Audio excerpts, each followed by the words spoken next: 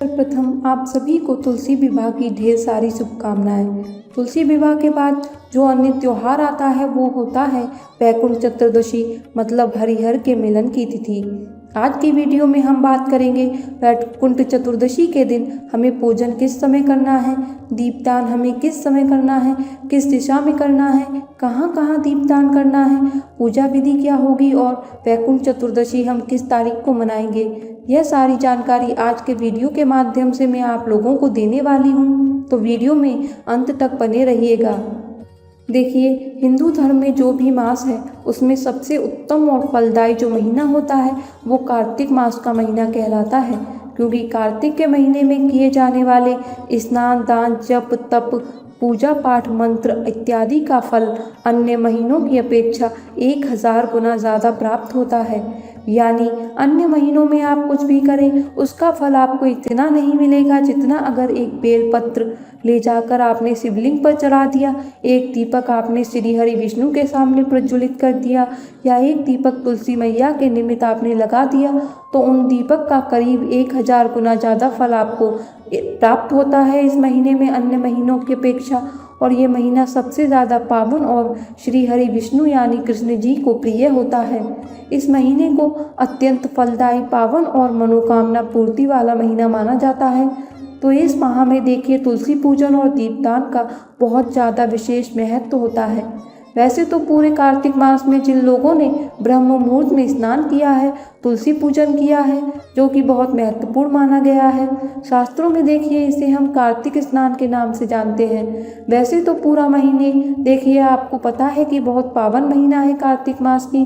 कुछ तिथियां शास्त्रों में बतलाई गई हैं जो कि पूरे महीने में सबसे ज़्यादा महत्वपूर्ण तिथियां हैं, जिसमें मनुष्य पूरे कार्तिक मास का फल प्राप्त कर सकता है अगर इन खास तिथियों में वह पूजन करता है तो।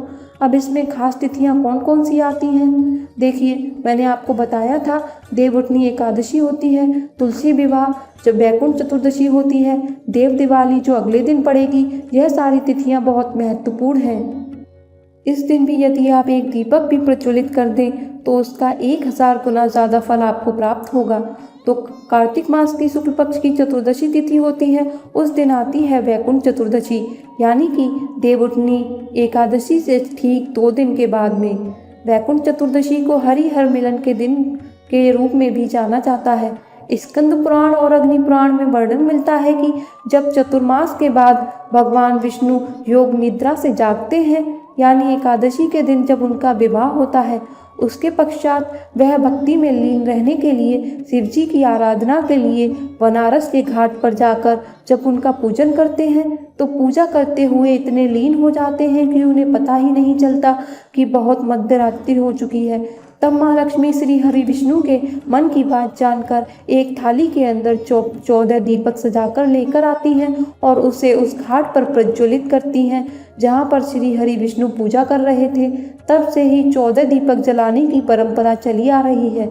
14 दीपक से आपके वैकुंठ के द्वार खुलते हैं, आपके जीवन की समस्त परेशानियां, अंधकार दूर होता है। तब से ही 14 दीपक प्रज्वलित करने की परंपरा बनी हुई है। परंतु इस दीपक को कभी भी संध्या काल या फिर सूर्योदय के समय प्रज्वलित नहीं किया जाता है। यदि इन दीपकों को संध्या काल में प्रज्वलित किया जाए तो इनका जो भी फल है वो शून्य ही रहता है और इस साल वैकुंठ चतुर्दशी पर बहुत खास संयोग भी बन रहे हैं। तो पूजा का शुभ मुहूर्त क्या होगा, कब योग बन रहे हैं, पूजा विधि क्या होगी, वह भी जान लीजिए। देखिए, जो चतुर्दशी तिथि शुरू हो रही है वह हो रही है 25 नवंबर दिन शनिवार, यानी शाम 5:22 से, जो कि समाप्त होगी 26 नवंबर रविवार को दोपहर 3:53 पर। वैकुंठ चतुर्दशी को अमृतकाल का समय रहेगा रात 8:03 से लेकर 9:35 तक। इस शुभ मुहूर्त में भी आप रात की पूजा कर सकते हैं और आप इस समय में भी दीपदान कर सकते हैं। भगवान शिव की पूजा करने के लिए निशिता काल का मुहूर्त सबसे उत्तम माना जाता है। निष्ठा काल का मुहूर्त रहेगा रात 11:41 से 12:35 तक का।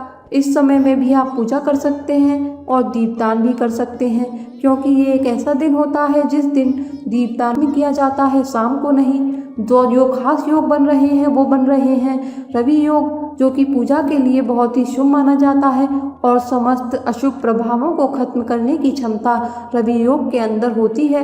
तो इस शुभ मुहूर्त में आपको पूजन कर लेना चाहिए। पूजा की विधि क्या होगी वह भी जान लीजिए। निशिता काल में जब भी आप पूजन करेंगे उससे पहले आप स्नान कर लीजिए। वैसे तो गंगा स्नान का बहुत महत्व है, लेकिन अगर आप गंगा स्नान नहीं कर सकते तो जल में सबसे पहले गंगा जल मिला लीजिए, उसके ऊपर पानी भरिए, यानी खाली स्नान आज के दिन आपको नहीं करना है। स्नान करने के बाद साफ स्वच्छ कपड़े पहन लीजिए। पीले रंग के वस्त्र पहने तो बहुत अच्छी बात है। इसके बाद हाथ में जल लेकर पूजा का संकल्प करिए कि श्री हरि मैं आपकी आराधना कर रही हूँ और वैकुंठ चतुर्दशी की पूजा कर रही हूँ। तो शिव जी के साथ आपको विष्णु जी दोनों का पूजन करना है। शिव जी और विष्णु जी दोनों का पूजन आज के दिन किया जाता है।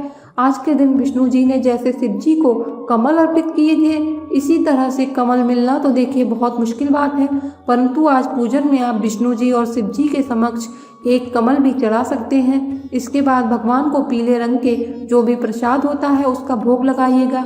उन्हें तुलसी दल जरूर अर्पित कीजिएगा। तुलसी दल श्री हरि विष्णु को अर्पित की जाती है और भगवान शिव को बेलपत्र अर्पित की जाती है। तो जो भी आपके घर में पूजा का नियम है उस तरह से आप पूजन कर लीजिए। हो सके तो कमल गट्टे की माला से आप 108 बार ओम नमो भगवते वासुदेवाय नमः मंत्र का भी जाप कर सकते हैं और ओम नमः शिवाय मंत्र का जाप भी आपको करना है। इसी तरह विधि विधान से पूजा वगैरह करने के बाद आपको क्या करना है, शिव शंकर की भी आराधना करनी है आज के दिन विष्णु जी की आराधना भी आपको करनी है। और पूरे विधि विधान से जब आप पूजन कर लेंगे उसके बाद साथ आपको 14 दीपक प्रज्वलित करने हैं, जो कि मध्य रात्रि में जो समय मैंने आपको बताया 11:41 से 12:35 तक, यानी आप रात को 11:30 बजे दीपक प्रज्वलित करेंगे और 12:30 बजे तक पूजा वगैरह कर सकते हैं। एक थाली में जब आप 14 दीपक लगाएंगे उसमें एक दीपक आपको गोल बाती का लगाना है और घी का लगाना है। बाकी के 13 दीपक आप लंबी बाती के लगाएंगे। चाहे तो आप उसमें घी डालिए, नहीं तो तिल का तेल भी डाल सकते हैं। सारे दीपक को लगाने के बाद हल्दी कुमकुम से दीपकों का पूजन करना है। फूल सफ़ेद तिल है तो वो भी उसमें अर्पित कीजिए। थोड़ा थोड़ा एक चुटकी तिल सारे दीपकों में आप डाल दीजिए। कभी भी दीपक को खाली रखा नहीं जाता है, तो जो सफ़ेद तिल है या फिर फूल है जो भी है आपको उसमें रखना है। खाली दीपक को कभी भी प्रज्वलित नहीं किया जाता। तो आप इस तरह से दीपक तैयार कर लेंगे। जो पहला दीपक आपने गोल बाती का बनाया है, गोल दीपक को आपको अपने घर के मंदिर भगवान श्री हरि और शिव जी का पूजन किया है वहाँ पर आप रख देंगे। उसके बाद जो बाकी के दीपक है, एक दीपक अपने रसोई घर में, एक दीपक आपको जल के स्थान पर और एक दीपक आपको तुलसी जी के निमित्त लगाना है। बाकी के जो दीपक हैं, अगर आपके घर में देखिए वृक्ष हैं, जैसे कि अगर कुछ लोग गमले में आंवला वगैरह लगा लेते हैं, केले का वृक्ष लगा लेते हैं, बेलपत्र लगे होते हैं, तो एक दीपक आपको यहाँ प्रज्वलित करना है। एक दीपक आप खुले आसमान के नीचे रखिएगा, यानी कि आप एक दीपक छत पर भी रख सकते हैं। बाकी के बचे हुए दीपक आप अपने आसपास के मंदिरों में जाकर दान कर सकते हैं। अगर मंदिर आसपास नहीं है तो आप अपने घर के बाहर ही दीपक प्रज्वलित कर दें। तो इस तरह से आपको एक दीपक मंदिर में लगाना है और 13 दीपकों का भी आज के दिन दान आपको करना है, और वो भी मध्य रात्रि में, यानी कि 11:30 बजे से लेकर 12:30 बजे के बीच में आपको इन दीपकों का दान करना है। तभी आपको दीपदान का पुण्य फल प्राप्त होता है। तो इसी तरह बस आपको दीपदान करना है। कहा जाता है कि वैकुंठ चतुर्दशी के दिन किए गए दीपदान का फल इतना ज़्यादा मिलता है कि वो आपकी 7 पीढ़ियों को तार देता है। तो इस तरह से आज आपको दीपदान करना है। अगर वीडियो अच्छी लगी हो तो वीडियो को लाइक ज़रूर करिएगा, और अगर चैनल पर पहली बार आए हैं तो चैनल को सब्सक्राइब ज़रूर करिएगा। मिलते हैं